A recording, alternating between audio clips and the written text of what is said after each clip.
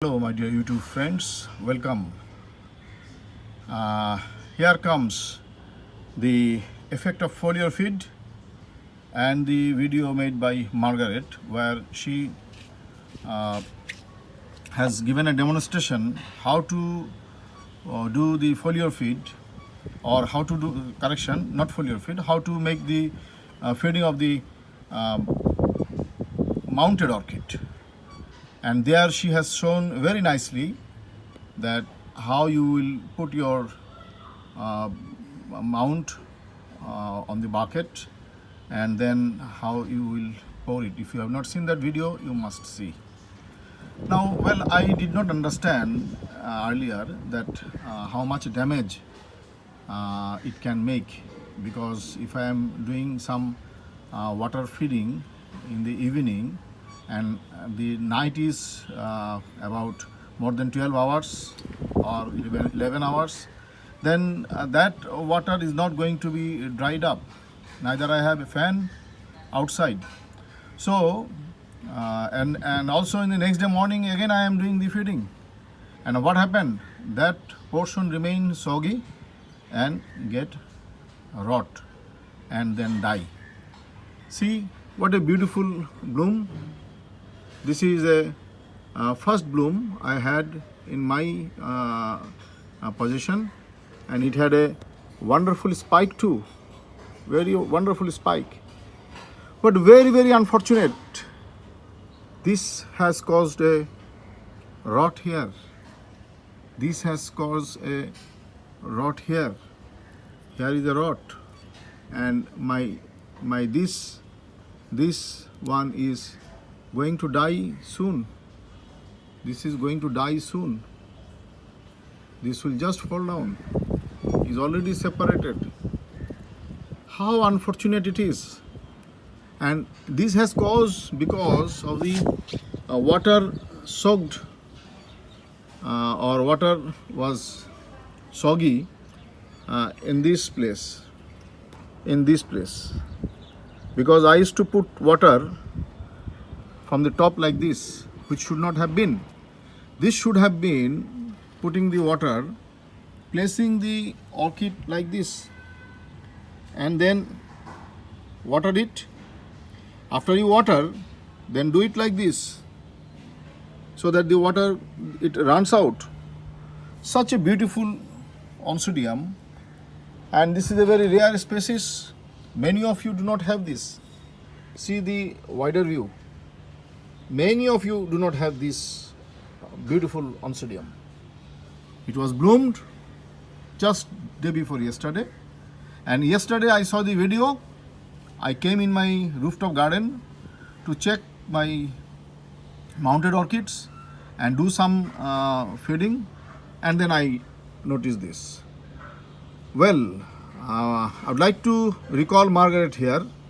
Your video was excellent, no doubt in it. But I made a note also to you that you must find out the candidates for the mounted orchid which are candidate for watering the way you have shown. Because those have got flower, has got new growth, they are very prone to rot. So be very careful about those orchids. Must not make it a candidate of soaking or spraying. And also the mounted orchid, those roots are very thick, and passage of water is less, and those also should not be a good candidate for soaking or spraying.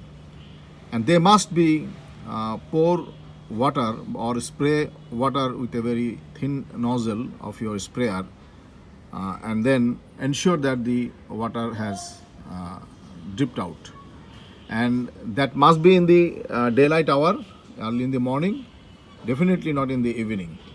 So this is what I have understood from your video, that all the mounted orchid may not be the candidate of watering the way you have shown. You see, here is another loss. This is another loss. There was another spike like this it has fallen down just 2-3 days before because of rot. You see this red patch, see this was a big loss for this oncidium, and also this is going to die very soon. I don't know whether it will be able to push the flower well or not. It's very sad, very sad. I'm very sorry. And well,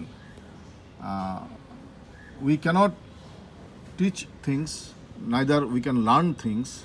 What we can understand, we can get a story from someone's, and then make a good adjustment in our day-to-day affair with the video. So the better things to learn something more, say for this mounted Tolonia. This has got a very thick root. Now if I make a foliar feed, this is not going to work, because there are some rotting cause in these leaves. So this is not a good candidate for a foliar feed or soaking. This must be fed like this way. You hold it like 45-degree angle like this, and then pour water here, and then again turn over, pour water here, so that water does not stay back. There is a sign of rot, so I am not going to make it a foliar feed or soak it in the bucket. Now about this one,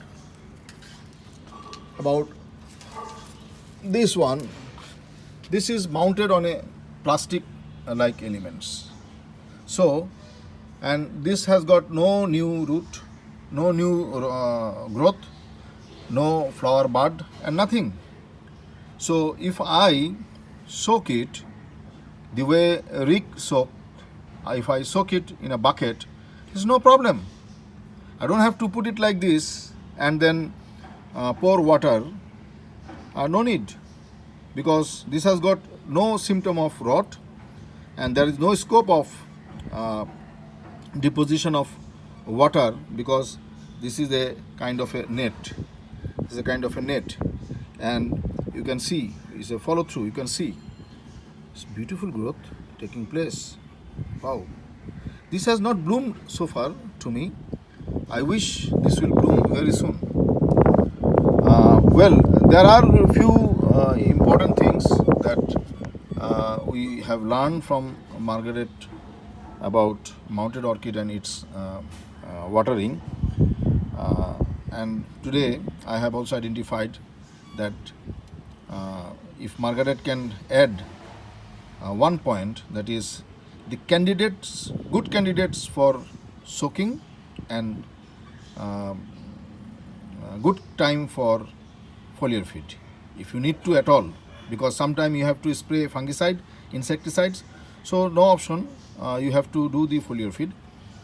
Well, Jens said that no need of making foliar spray for insecticide, because if you feed in the root or in the media, it will take away to the leaves and through the canes. He is right. Scientifically, he is very right, because the brain of a orchid lies in the root, not in the tip, because the root tells through hormone and auxin what to do and what not to do. Like our brain is at the head, at the top. So what to do or not to do is being told by our brain from the top. Likewise, the orchid has, or any plant has, its brain on their roots.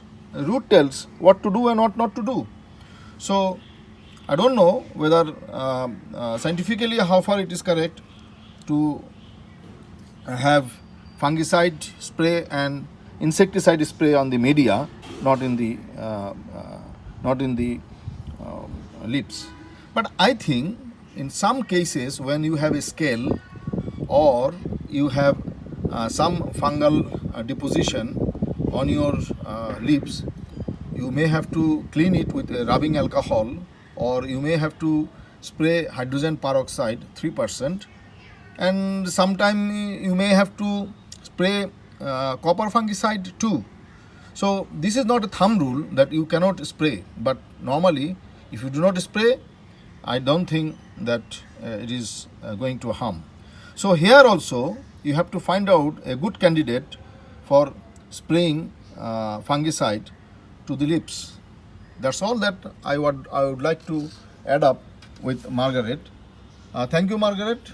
And I could not save my flower and this cane, and I may have to lose it. So I have to be very extra careful to keep it for few days. So I don't know how long, I don't know how many spike is going to fall like this, because I don't find any. You see, it's a new growth and dying back. Wow, it's a new growth and it's dying back. And you see, Margaret, what she said is very correct. Because of the foliar feed, this particular growth has got a rot. Oh my God, I don't understand. Thank you, Margaret. You gave a very good teaching to us. I hope people will understand this.